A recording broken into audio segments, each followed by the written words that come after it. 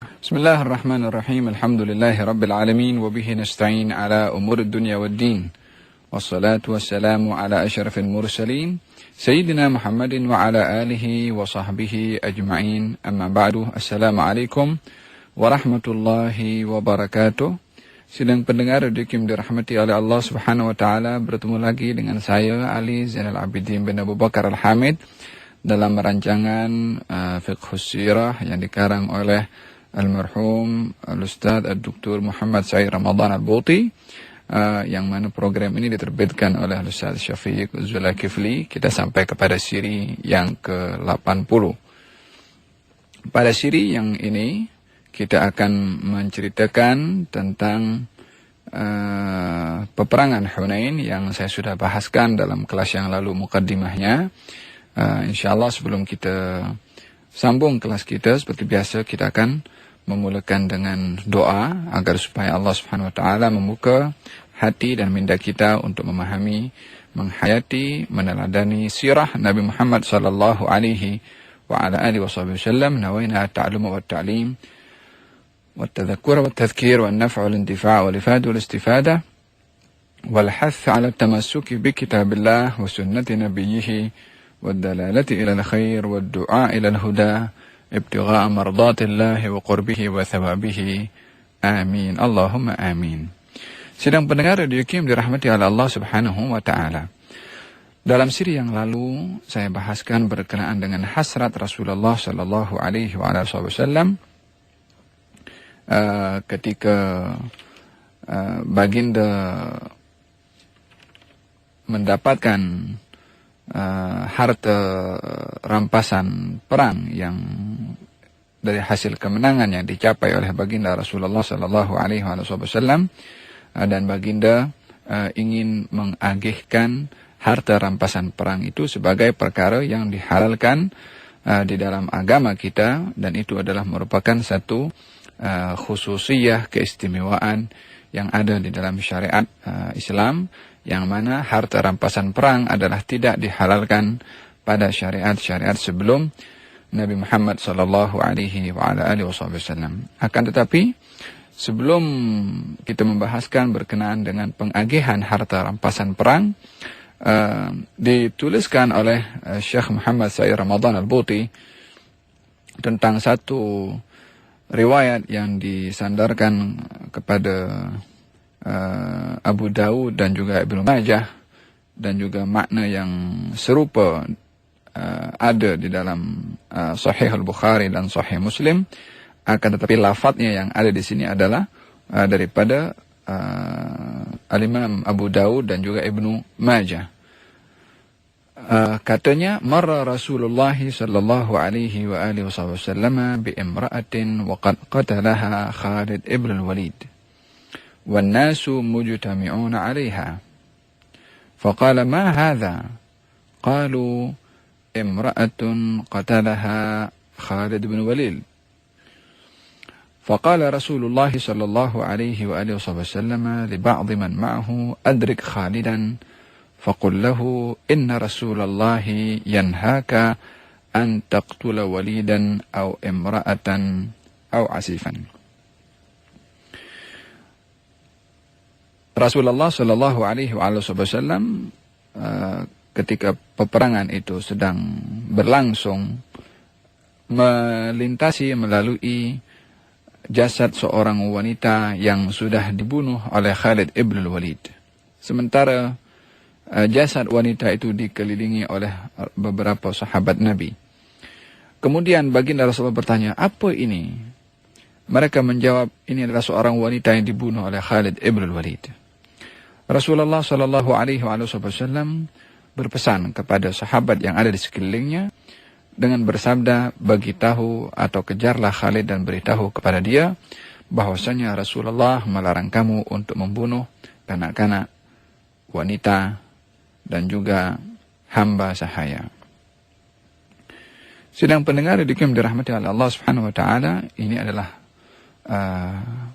memberikan satu penerangan, penjelasan bahwasanya matlamat di dalam peperangan yang disyariatkan di dalam agama kita adalah bukan pembunuhan, bukan pembantaian, akan tetapi bertujuan adalah untuk memerangi siapa yang memerangi dan mematahkan kepada kekuatan yang ada pada musuh untuk tidak mendatangkan bahaya kepada kita.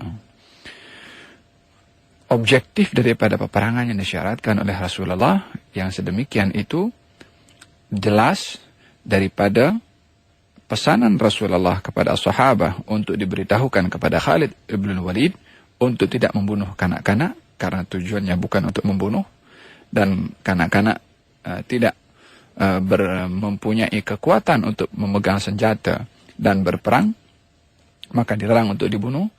Wanita juga demikian, dan juga hamba sahaya. Dalam riwayat yang lain adalah orang tua.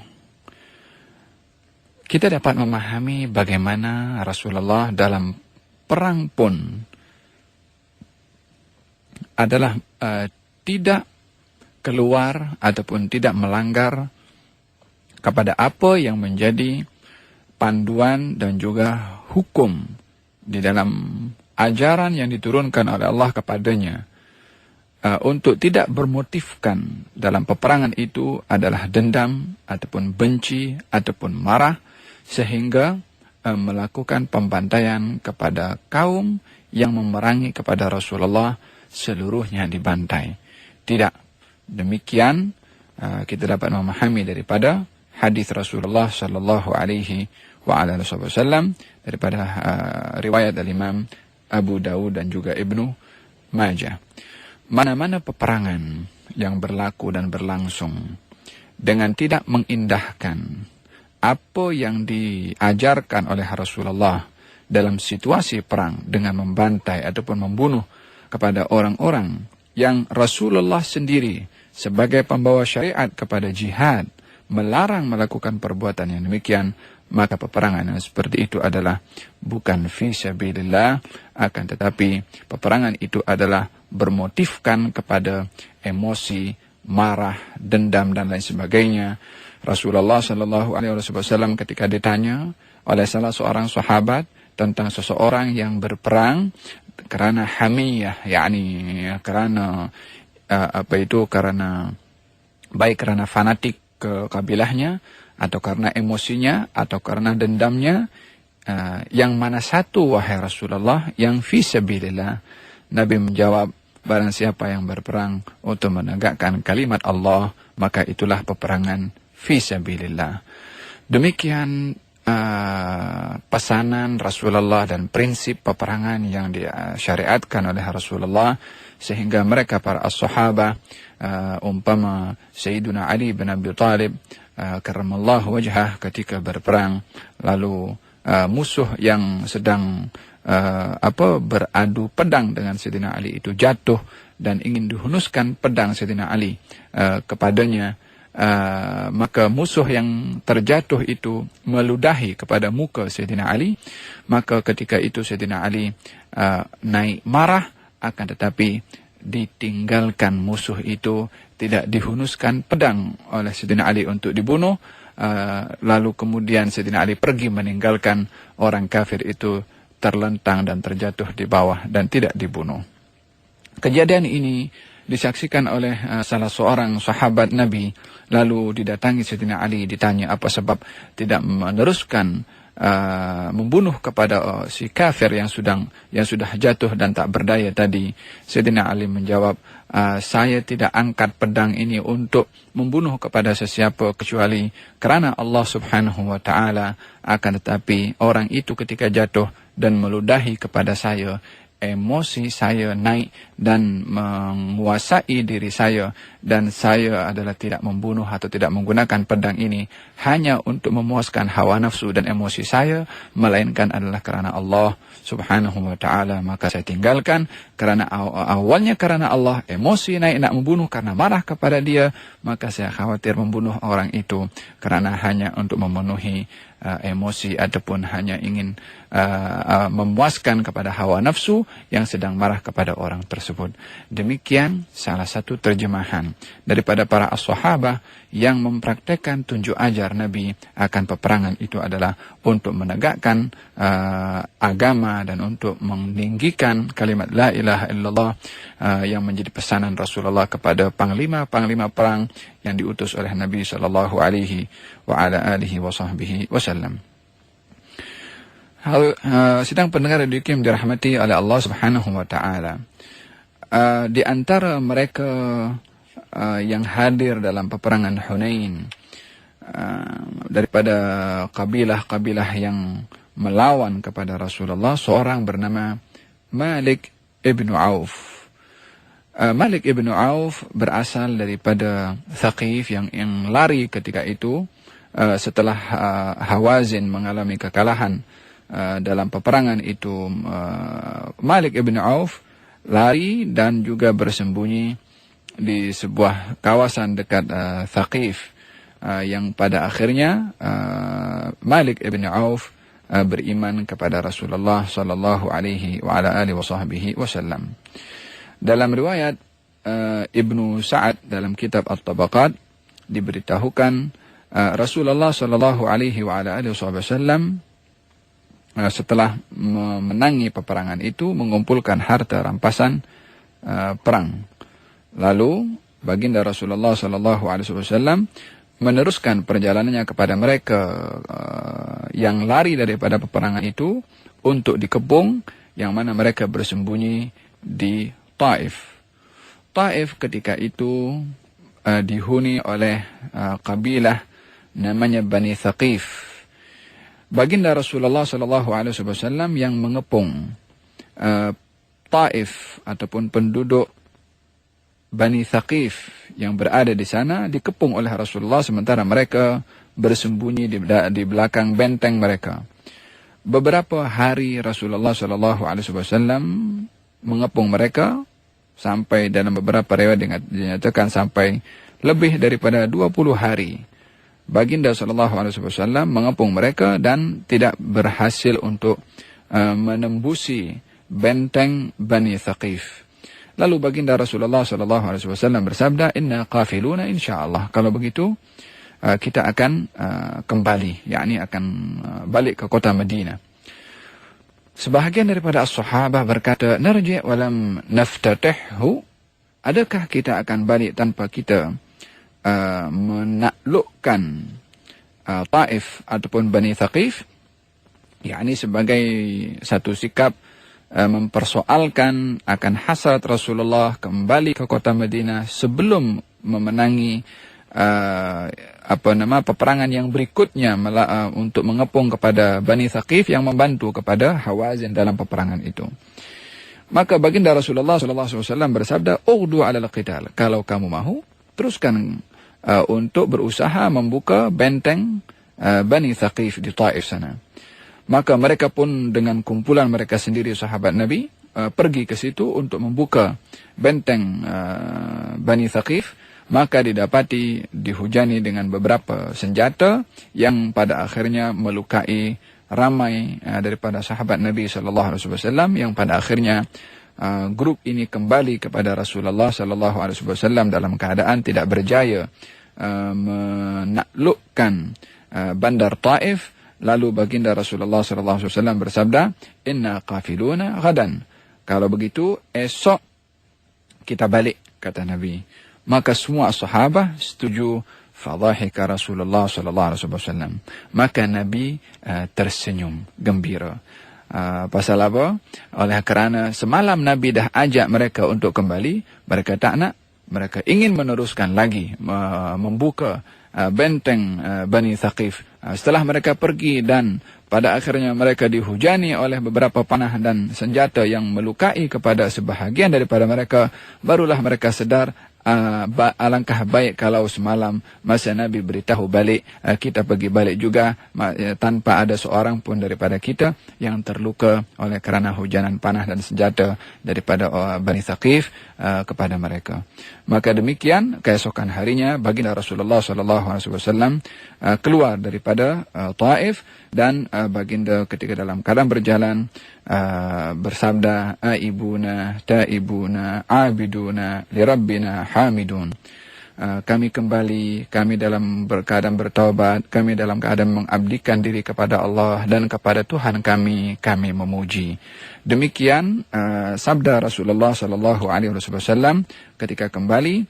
Maka dalam perjalanannya itu as-sahabah yang ketika itu tidak berhasil untuk mengalahkan Bani Thaqif yang bersembunyi di belakang benteng mereka di Taif, mereka masih merasa kesal dengan tidak berjaya mengalahkan kepada penduduk Taif daripada Bani Thaqif. Mereka datang kepada Rasulullah dan mengatakan kepada Rasulullah, wahai Rasulullah, kata sahabat Nabi, doakan kehancuran kepada Thaqif. Yani diminta oleh sahabat agar supaya Nabi berdoa supaya Allah menghancurkan, seperti mana para anbiya sebelum Rasulullah pernah mendoakan kehancuran untuk kaumnya, seperti Nabi Nuh dan juga nabi-nabi yang lain. Maka baginda Rasulullah SAW ketika diminta berbuat demikian, baginda bersabda, Allahumma hdi Thaqifan wa'ti bihim muslimin. Dalam riwayat wa'ti bihim, wahai Allah, berikan hidayah kepada Thaqif dan datangkanlah mereka kepada aku dalam keadaan Islam. Yang diminta oleh as-sahabah kepada Rasulullah untuk mendoakan kehancuran, sebab para as-sahabah mengetahui dalam Al-Quranul Karim Nabi Nuh pernah berdoa untuk kehancuran kaumnya, dan doa itu dikabulkan oleh Allah Subhanahu wa taala oleh kerana kedegilan dan kufurnya kaum Nabi Nuh setelah diajak untuk beriman dan mereka enggan untuk beriman. Nabi Nuh mempunyai doa yang mustajab, maka para anbiya pun juga mempunyai doa yang mustajab. Itu yang diharapkan oleh as-sahabah agar supaya Nabi mendoakan kehancuran kepada Bani Thaqif karena kekufuran mereka kepada Allah Subhanahu wa ta'ala. Akan tetapi baginda Rasulullah mempunyai wawasan yang lebih jauh. Nabi bersabda, ya Allah, berikan hidayah kepada Bani Thaqif dan datangkan mereka kepada aku dalam keadaan mereka itu memeluk kepada agama Islam. Sedang pendengar dikim dirahmati oleh Allah Subhanahu wa ta'ala, kita dapat memahami daripada sikap Rasulullah seumpama ini adalah larangan ataupun tidak dibenarkan mendoakan kehancuran kepada orang-orang kafir, ataupun mendoakan kehancuran kepada orang-orang yang tidak beriman kepada Allah Subhanahu wa ta'ala, ataupun membenci kepada mereka.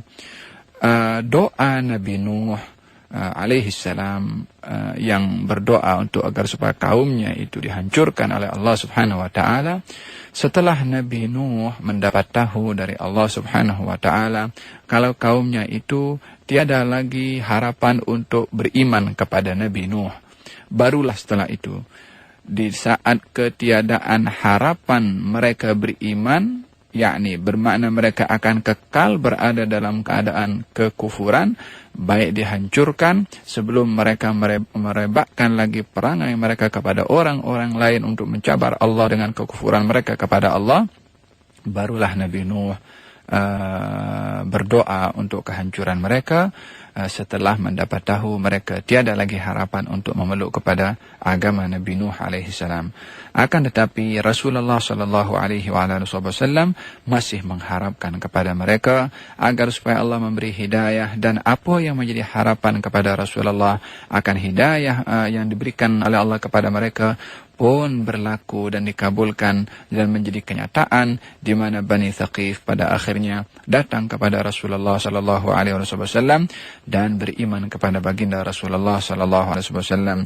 Sebelum ini juga pada hijrah Rasulullah pergi ke Taif, ketika ditawar setelah mendapati orang-orang Taif golongan yang sama, kabilah yang sama, yaitu Bani Thaqif, yang memusuhi, melontari, melempari dengan batu kepada Rasulullah, mengusir kepada Rasulullah, dan itu adalah merupakan satu cabaran yang begitu hebat dihadapi oleh Rasulullah, dan diakui beratnya cabaran yang dihadapi oleh Rasulullah adalah ketika berhijrah pergi ke Taif. Maka ketika datang malaikat gunung untuk menghancurkan penduduk Taif ketika itu, baginda Rasulullah sallallahu alaihi wasallam berdoa kepada Allah Subhanahu wa taala supaya mereka diberi hidayah, dan Nabi bersabda, saya mengharapkan benih-benih yang masih ada dalam sulbi mereka, yakni keturunan mereka yang membawa panji aku ini, yakni membawa bendera Islam, yakni diharapkan keislaman keturunan mereka yang mengusir, yang melempar, yang melontar kepada Nabi sallallahu alaihi wasallam, dan perkara ini diakui oleh malaikat. Sungguh maha benar zat yang telah menamakan kamu adalah pembawa rahmat kepada seluruh alam, yang memusuhinya pun mendapat bahagian daripada rahmat Nabi Muhammad sallallahu alaihi wa ala alihi wa sahbihi wasallam. Demikian sidang pendengar yang dirahmati oleh Allah Subhanahu wa taala, menyikapi kepada orang kafir adalah bukan sebagai musuh kecuali mereka yang memerangi kepada kita. Menyikapi kepada orang kafir bukan dengan benci, akan tetapi yang kita benci adalah kekufurannya, bukan zat si kafir itu, perangainya, kekufuran yang menjadi akidahnya, itu yang dibenci. Adapun zatnya adalah menjadi peluang kepada kita untuk menyampaikan hidayah kepada mereka. Kita memerlukan kepada zat orang-orang kafir telinganya, matanya, tangannya, untuk boleh melihat dengan mata mereka tentang apa yang dilakukan oleh orang Islam agar supaya mereka hidayah. Telinganya untuk kita perdengarkan kepada mereka akan ayat-ayat Allah, hidayah yang tersimpan di dalamnya agar supaya mereka mendapatkan hidayah. Menyikapi orang kafir adalah bukan benci pada azat, tetapi benci kepada sifat kekufuran yang ada di dalam akidah atau keyakinan orang kafir itu. Itulah yang dibenci, bukan zat orang-orang kafir. Demikian Rasulullah sallallahu alaihi wa ala alihi wasallam menyikapi kepada Bani Thaqif yang pada akhirnya harapan dan doa Rasulullah kepada mereka, kepada Allah Subhanahu wa taala agar mereka memeluk kepada agama Islam dikabulkan oleh Allah Subhanahu wa taala. Ketika baginda Rasulullah berada di kota Madinah, ramai daripada Bani Thaqif yang datang dan memeluk kepada agama Islam. Sidang pendengar yang dirahmati oleh Allah Subhanahu wa taala, harta rampasan perang yang dibawa oleh Rasulullah sallallahu alaihi wasallam daripada kemenangan yang dicapai melawan kepada Hawazin daripada peperangan Hunain yang saya jelaskan sebelum ini, harta rampasan itu tidak dibahagikan langsung oleh Rasulullah, melainkan baginda menunggu masa yang sesuai ataupun memberikan ruang sebelum pengagihan harta rampasan perang kepada sahabat Nabi yang ikut bersama dengan Rasulullah dalam peperangan itu. Nabi memberikan ruang agar supaya mungkin mereka orang-orang Hawazin yang diperangi oleh Rasulullah dan menjadi tawanan kepada Rasulullah akan memeluk kepada agama Islam, sehingga akan dikembalikan oleh Rasulullah harta mereka yang dirampas daripada hasil peperangan itu. Maka apa yang dilakukan oleh Rasulullah, strategi ditundanya pengagihan harta rampasan perang demi mengharapkan mereka orang-orang Hawazin yang ditawan oleh Rasulullah berubah memeluk kepada agama Islam, berlaku kepada mereka dengan mereka datang kepada Rasulullah sallallahu alaihi wasallam dan ingin memeluk kepada agama Islam. Mereka datang untuk meminta harta mereka dikembalikan dan mereka akan memeluk kepada agama Islam. Maka Nabi sallallahu alaihi wasallam bersabda, "Ma'i man tarawun." Datanglah bersama dengan aku siapa orang yang kamu pilih untuk datang kepada aku. Wa ahabbul hadithi ilayya asdaqahu. Dan kata-kata yang lebih saya sukai adalah kata-kata yang jujur. Yakni Nabi ingin melihat sejauh mana kejujuran dan kesungguhan mereka dalam percakapan mereka dan iqrar mereka untuk memeluk kepada agama Islam. Fakhtaru ihda ta'ifatain. Maka mereka memilih salah satu daripada dua. Imma as-sabi wa imma al-mal. Yani diberi oleh Rasulullah pilihan. Aku kembalikan kepada kamu as-sabaya, yakni tawanan-tawanan yang ditawan oleh Rasulullah, dan tawanan itu akan menjadi hamba sahaya kepada sesiapa yang diberikan oleh Rasulullah daripada tawanan-tawanan itu, ataupun mereka orang-orang Hawazin itu memilih harta. Yang mana satu? Yakni kalau nak dapatkan dua-dua, maknanya tak ada lagi apa yang menjadi hak kepada kaum muslimin setelah mereka berjuang dan mereka mempunyai hak daripada hasil perjuangan, peperangan dan jihad mereka itu daripada harta rampasan perang. Maka baginda Rasulullah sallallahu alaihi wasallam memberikan dua pilihan kepada Hawazin yang memeluk kepada agama Islam, akan dikembalikan harta mereka, tidak keseluruhan, satu antara dua. Kata Nabi sallallahu alaihi wasallam, akan dikembalikan hamba sahaya atau tawanan itu dikembalikan kepada kamu, ataupun kamu nakkan harta. Maka mereka wakil daripada Hawazin yang memeluk kepada agama Islam datang kepada Rasulullah sallallahu alaihi wasallam dan berkata kepada Rasulullah, khayyartana baina ahsabina wa amwalina falhasabu ahabbu ilaina.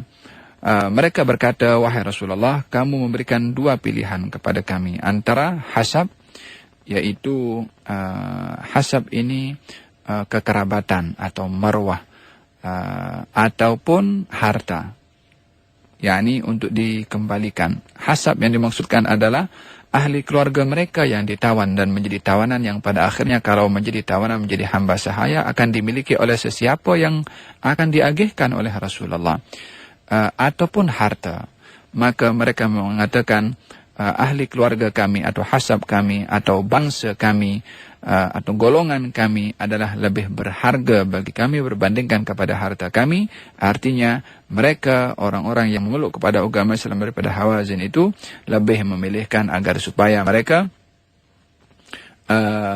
diserahkan hamba sahaya mereka, tawanan mereka berbandingkan kepada harta yang diserahkan kepada Rasulullah untuk diberikan kepada kaum al-muslimin yang ikut bersama dengan Rasulullah sallallahu alaihi wasallam.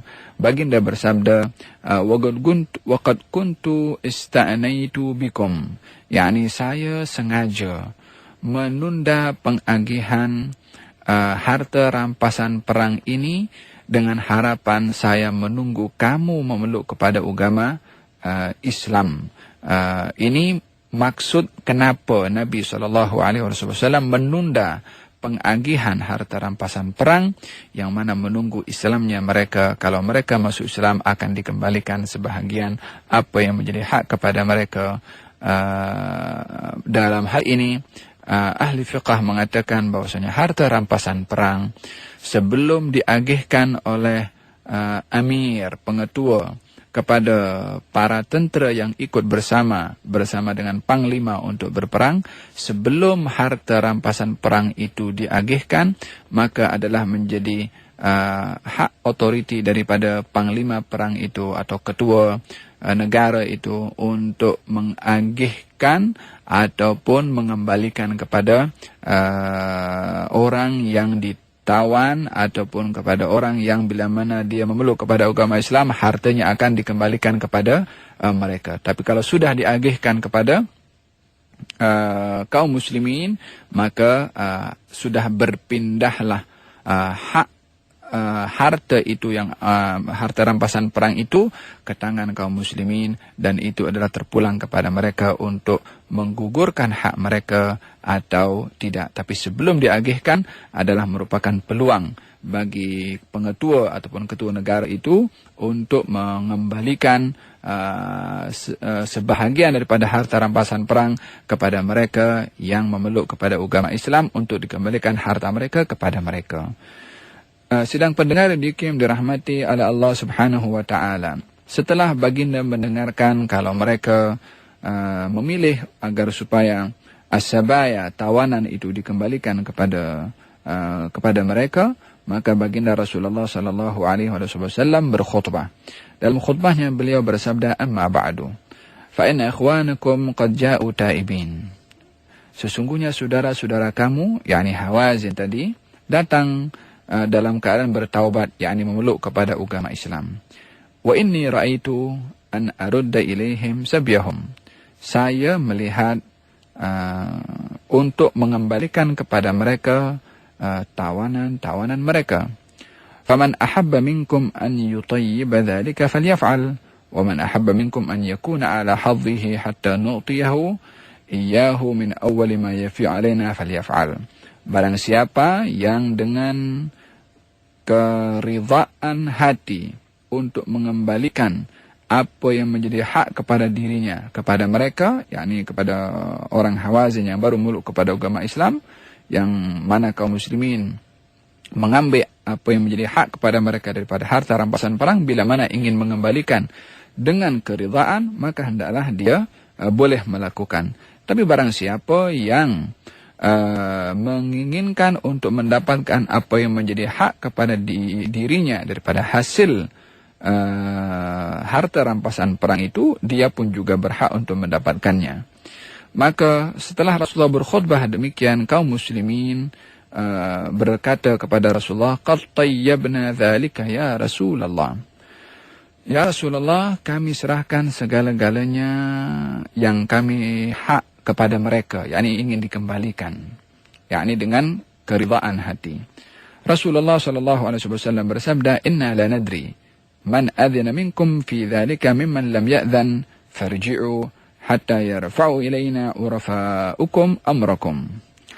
Kata baginda Rasulullah, saya tidak tahu daripada sekian ramai di antara kamu, siapa di antara kamu ini yang memang betul-betul dengan keridhaan hati menyerahkan, menggugurkan haknya daripada harta rampasan perang itu untuk diserahkan kepada kami dan dikembalikan kepada Hawazin yang memeluk kepada agama Islam.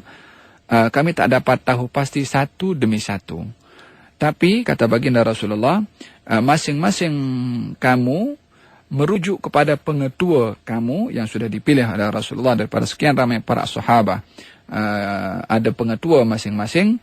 Baginda bersabda, masing-masing yang telah dipilihkan pengetua untuk mereka menyampaikan kepada pengetua itu dengan keridhaan hati, kalau dirinya rida apa yang menjadi hak kepada dirinya dikembalikan. Maka semua pun kembali ke tempat masing-masing dan bertemu dengan pengetua-pengetua mereka, yang pada akhirnya pengetua-pengetua mereka itu datang kepada Rasulullah dan memberitahukan kalau secara keseluruhan, sebulat suara, mereka dengan kerelaan hati untuk mengembalikan apa yang menjadi hak kepada mereka. Maka baginda Rasulullah SAW mengembalikan tawanan-tawanan kepada Hawazin. Sidang pendengar yang dirahmati oleh Allah Subhanahu wa taala, di sini kita melihat beberapa perkara yang penting. Yang pertama, hasrat Rasulullah sallallahu alaihi wasallam untuk Islamnya mereka dan dikembalikan apa yang menjadi hak kepada mereka berupa harta. Agar supaya menjadi matlamat dan tujuan di dalam peperangan itu adalah bukan semata-mata untuk mendapatkan harta rampasan perang, tetapi lebih kepada memberikan hidayah kepada orang yang diperangi itu supaya memeluk kepada agama Islam. Buktinya adalah Rasulullah tidak terus mengagihkan harta rampasan perang itu kepada kaum muslimin, yang bila mana harta rampasan itu sebelum diagihkan mereka memeluk kepada agama Islam, yakni mereka yang diperangi itu bila mana memeluk kepada agama Islam mempunyai peluang untuk mendapatkan kembali harta yang telah dirampas oleh kaum muslimin, dan mereka menjadi orang Islam dan mendapatkan juga apa yang menjadi hak kepada mereka daripada harta mereka yang dirampas. Yang kedua adalah Rasulullah amat menitik beratkan apa yang menjadi hak kepada orang lain, agar supaya tidak diambil daripada mereka kecuali dengan keridhaan hati.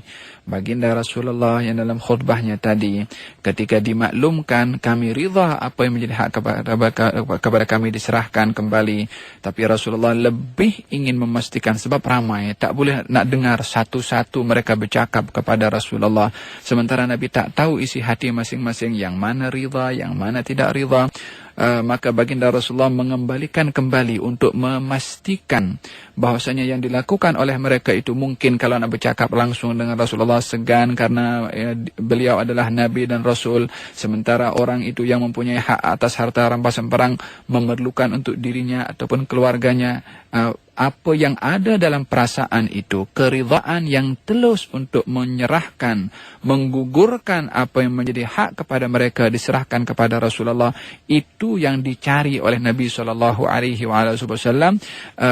Nabi kalau Nabi ingin mendengar jawaban yang telus daripada mereka, maka Nabi menugaskan pengetua-pengetua itu untuk mencari tahu siapa yang setuju, siapa yang tak bersetuju. Yang setuju, alhamdulillah. Yang tak setuju akan diberikan apa yang menjadi hak kepada dia. Ini Rasulullah adalah ingin memberikan, menempatkan apa yang menjadi hak kepada orang lain untuk diberikan apa yang menjadi hak kepada mereka. Oleh kerana hak antar manusia adalah lebih berat pertanggungjawabannya di sisi Allah Subhanahu wa taala, maka baginda Rasulullah sallallahu alaihi wasallam melakukan perkara yang sedemikian. Hadirin dan hadirat, muslimin muslimat, sidang pendengar yang dirahmati oleh Allah Subhanahu wa taala, kita sampai kepada penghujung acara. Insyaallah kita akan sambung pada kelas yang akan datang.